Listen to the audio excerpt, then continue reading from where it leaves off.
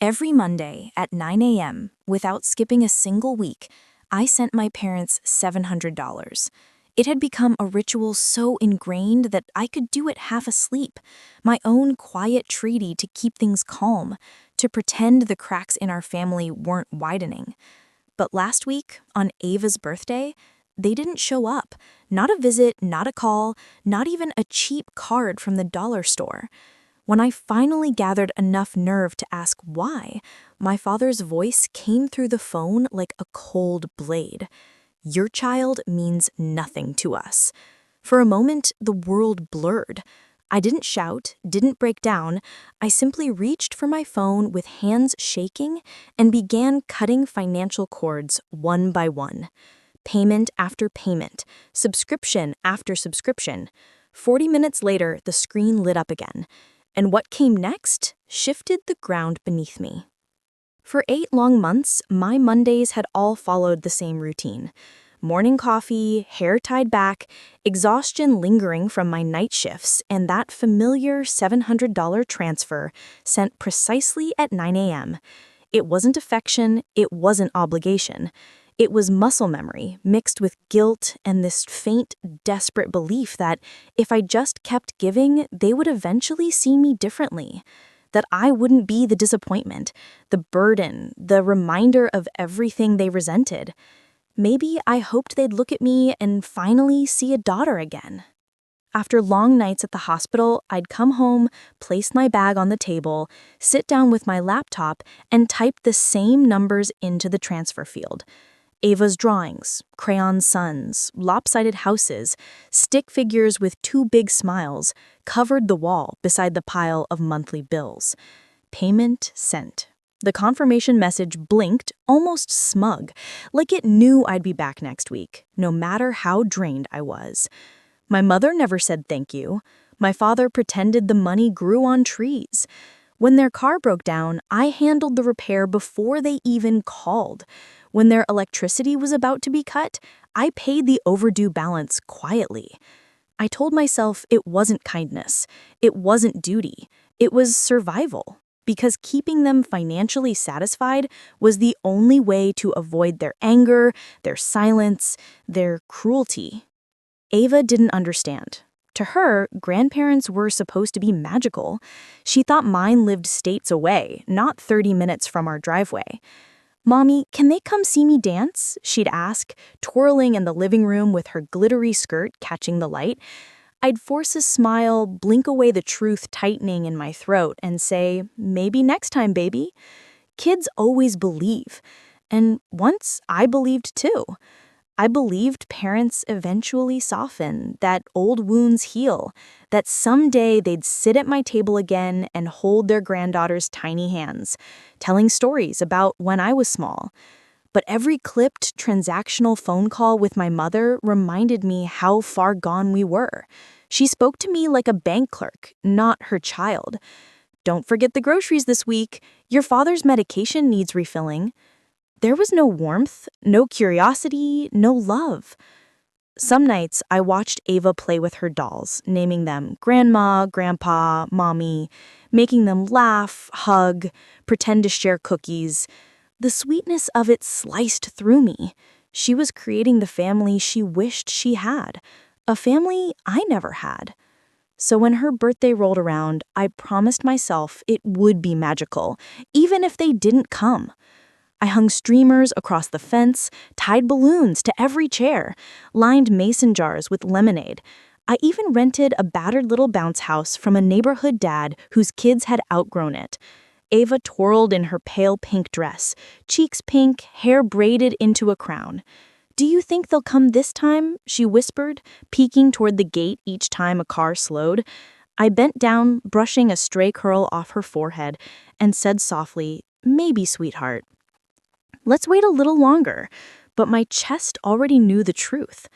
By 3 o'clock, the candles had melted into soft pink puddles, the lemonade was lukewarm, the grass littered with confetti and cupcake wrappers.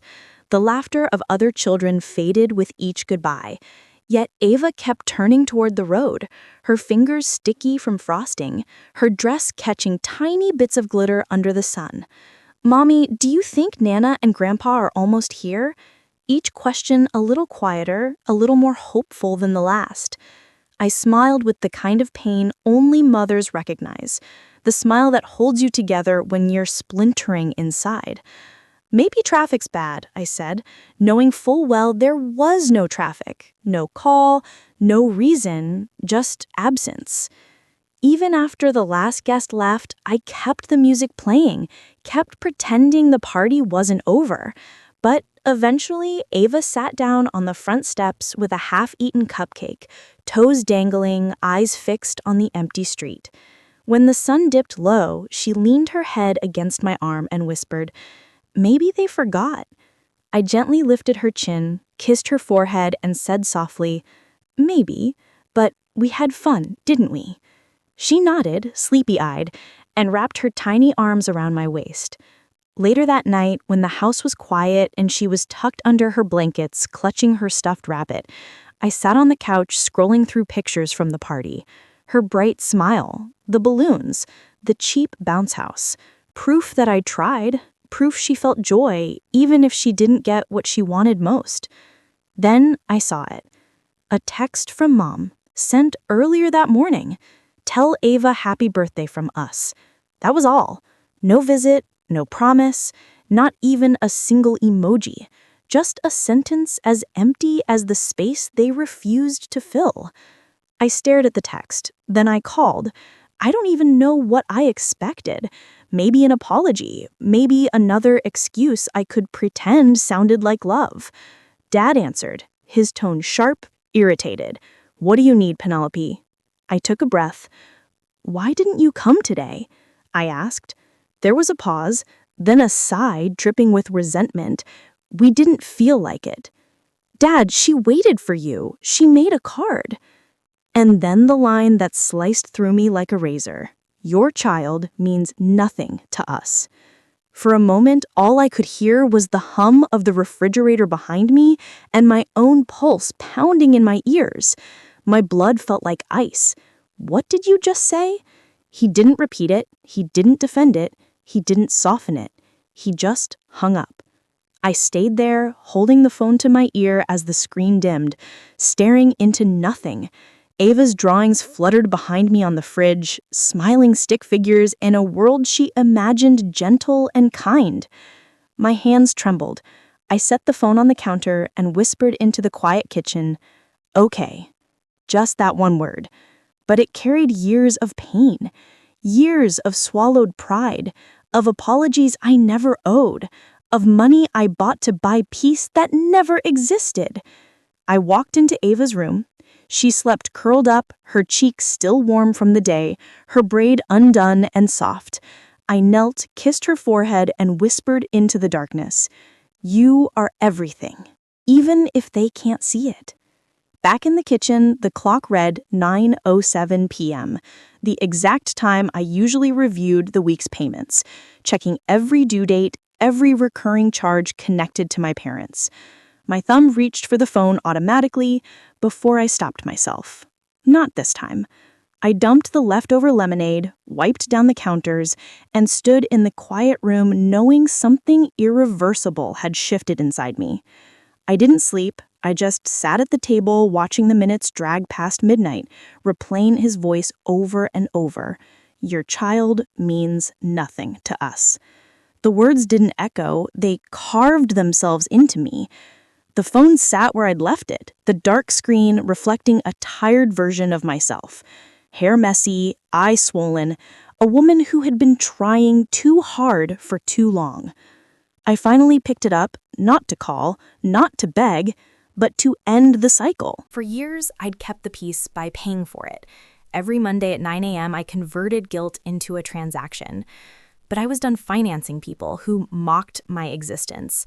I opened my banking app and scrolled through the list of recurring payments. One by one, I severed each financial tether.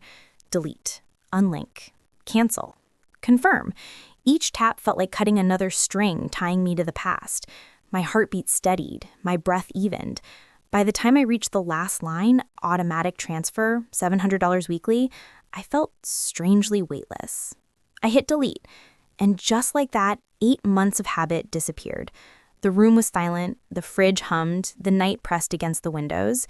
Then my phone buzzed. A message from Mom. "Can you order us dinner?" "Nothing expensive, maybe Chinese. We don't have groceries." I stared at it. 40 minutes. That's how long it took for them to notice I'd stopped paying. 40 minutes after they dismissed my daughter, they wanted takeout. I could have answered. I could have told them I was done. But instead, I locked the phone and placed it face down, letting the silence say everything. I walked to Ava's room. She lay curled under her blanket, clutching the stuffed rabbit she'd named Hope. I brushed a strand of hair from her face and whispered softly, "Never again." Not to her, but to myself. That was the moment the guilt finally died. I understood I didn't owe them another dollar, another explanation, another piece of my peace. My silence was enough. Maybe louder than any confrontation could ever be. As I stood from her bedside, something in the air shifted. Lighter, freer. The weight that had lived on my chest for years lifted, leaving me breathing for the first time in a long, long time. I turned off the hallway light and watched the house sink into darkness, a clean, final kind. Some betrayals don't need a fight. They need a funeral. And that night, I buried the version of me that still believed family meant love. The morning after that phone call, sunlight spilled across the kitchen table like nothing had happened. But I couldn't shake his voice. "Your child means nothing to us." It echoed beneath every sound, even the hum of the fridge. Ava was still asleep. I made coffee just to have something to hold. The phone rang. Unknown number. For a second, I almost ignored it. "Ms. Hayes, this is Richard, your parents' landlord. I just wanted to check in. The rent didn't come through, which is unlike you." Unlike me, the word stung. "It's not my responsibility anymore," I said. "They'll need to handle it," he hesitated. "They told me you managed their payments." "I used to." My tone surprised even me. Flat, steady. Not anymore. When I hung up, I felt something shift, like a cord snapping. I wasn't their safety net now, just a person drinking cold coffee in her own house. At 10, my brother called. "Pen, Mom says you've lost your mind." I laughed softly. "Define lost." She said, "You're cutting them off." "I am." Ryan went quiet for a few beats. "Good. I'm done too." I blinked. "What?" "I've been sending them money," he admitted. "Not as much as you. A few $100 a month. Groceries, gas, little things. I thought maybe if we both helped, they'd change." "They never told me," I whispered. "They never told me about you either," he said. "Guess we were paying rent on the same guilt." I sank into a chair, clutching the mug. So they lied to both of us. "Yeah, but this time we stopped." His voice cracked slightly. "You did the right thing, Pen." Before I could answer, another notification lit up my phone. A live stream replay titled "The Truth About Our Daughter." My stomach turned. "Oh, God." "Don't watch it," Rain said quickly. But I was already watching. The thumbnail showed my mother clutching a tissue like an actress caught mid-monologue, my father sitting beside her, arms crossed. Mom sniffled. "We've always supported Penelope through everything, but she's made up lies, telling people we're monsters who refuse to see her child. None of that is true." Dad leaned closer to the camera. "She's been forcing money on us for years. She needs help." I didn't blink. I just watched numb until the moment came, the part I knew was coming. My father lifted a printed photo of Ava, smiling in her pink birthday dress, and said the same words again, this time to the world. "This child does not exist to us." I froze. Ava's laughter from the park, her small hands clapping at candles, flickered in my head like a film burning out. I closed the video, unable to finish. Within an hour, messages poured in. "Are you seeing this? Is that your dad?" Comments piled under the video, half sympathy, half judgment. Who says that about a 6-year-old? She probably deserved it. Praying for their hearts. If this is real, it's disgusting. I turned my phone off.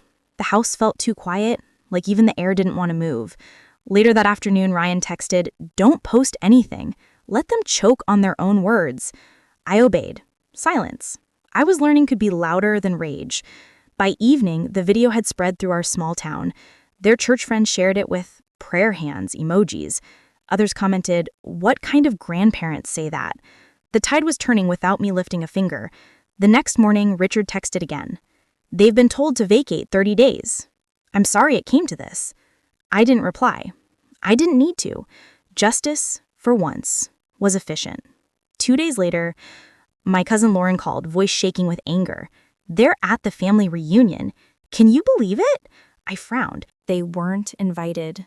They showed up anyway, trying to get sympathy. Lauren, I'm done pretending, she said. You might want to check Facebook later. Then she hung up. An hour later, I did. The video was already climbing in shares, grainy handheld footage from someone's phone. A sunny backyard, picnic tables, plastic cups. My parents stood near the center, my mom speaking to a circle of relatives, pleading. No matter what Penelope told you, she said, we love her. And that poor child, she's confused. Lauren's voice cut in, sharp and clear. Before or after you said her kid doesn't exist? The camera turned toward her. She was holding up her phone, volume blasting. From the tiny speaker came my father's voice, unmistakable. Your child means nothing to us. Gasps, a collective inhale. My mother froze mid-sentence. My father's face drained of color. The whole yard fell silent, except for a lawnmower humming somewhere in the distance. Then Uncle James stood up, slowly, his voice calm but firm. If that's how you treat your granddaughter, you don't belong here. No one argued. No one comforted them. They left without a word, faces pale, eyes down. The camera panned back to Lauren. Someone muttered, "Good for her." Another voice said, "About time." I watched the clip 3 times, then soaked the phone down and laughed, a quiet, shaking laugh that came from deep inside my chest. Not cruel, just released. Ryan called that evening. You saw it. I did. They humiliated themselves, he said. Finally, they did, I said softly, and I didn't have to do a thing. Sometimes the truth handles itself, he murmured. That night, I sat by Ava's bed while she slept, her hand wrapped around her stuffed bunny. For the first time in months, my chest didn't ache. I listened to the faint sound of rain tapping against the window and thought of every Monday morning I'd wasted paying for love that never existed. I opened my laptop, not to send but to check the confirmation history. 8 months of payments, line after line of completed. I scrolled to the end and whispered, not anymore.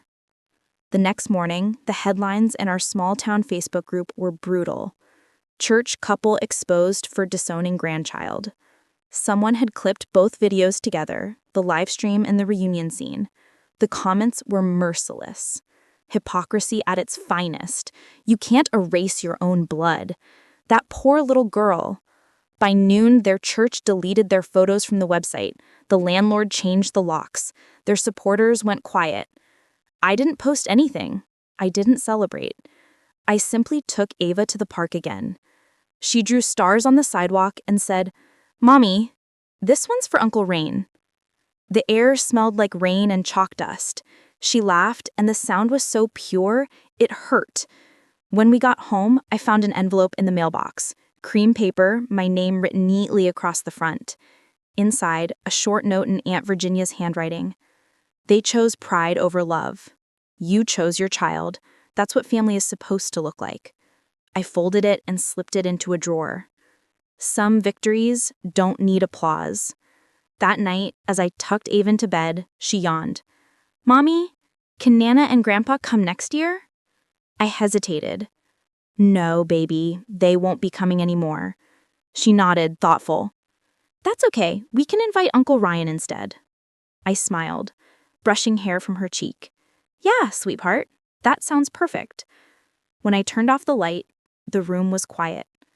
But this time, it wasn't empty. It was peaceful. Earned. The following week, everything felt quieter, like the world had finally exhaled. The endless pings, the messages, the noise, it all faded into a dull hum. My parents had vanished from social media, their profiles wiped clean. Their church released a short statement about family healing, but everyone knew what it meant. I didn't feel victorious. I felt free. The kind of freedom that doesn't rush, that just sits beside you in the morning sunlight and lets you breathe.